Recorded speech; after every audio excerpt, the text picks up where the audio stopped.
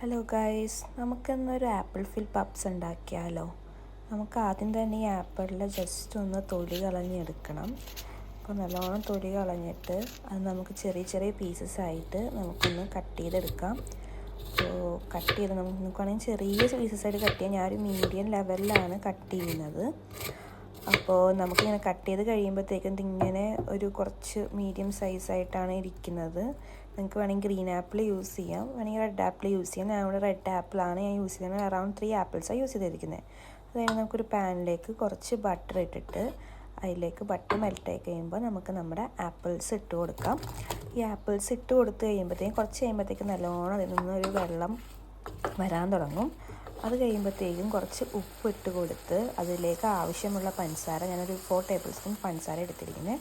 അത് കഴിഞ്ഞൊരു cinnamon powder നമുക്ക് യൂസ് ചെയ്യാം. ഞാനൊരു 1/2 ടീസ്പൂൺ സിനമൺ പൗഡറാണ് ഏകദേശം ഇത് ഇട്ടിരിക്കുന്നത്. അതിന് നല്ലോണം സോട്ട് ചെയ്യുക. പിന്നെ നമ്മൾ ഒരു പേസ്ട്രി ഷീറ്റ് എടുക്കാം നമുക്ക്. എന്നിട്ട് നമ്മൾ ആ പേസ്ട്രി ഷീറ്റ് നന്നായി ഒന്ന് കട്ട് ചെയ്ത് കൊടുത്ത് നമ്മുടെ ഫില്ലിങ്സ് അതിലേക്ക് ഫില്ല് ചെയ്ത് നമ്മുടെ എഗ് വാഷ് ചെയ്ത് നമ്മൾ ഫോൾഡ് ചെയ്ത് നമ്മൾ സൈഡൊക്കെ ഒന്ന് പ്രസ് ചെയ്ത് എടുക്കുകയാണ് ചെയ്യുന്നത്. അതിനൊന്നും കൂടെ എഗ് വാഷ് ചെയ്തിട്ട് നമ്മൾ ഓവനിൽ 180 ഡിഗ്രി 20 മിനിറ്റ്സാണ് ബേക്ക് ചെയ്യുന്നത്.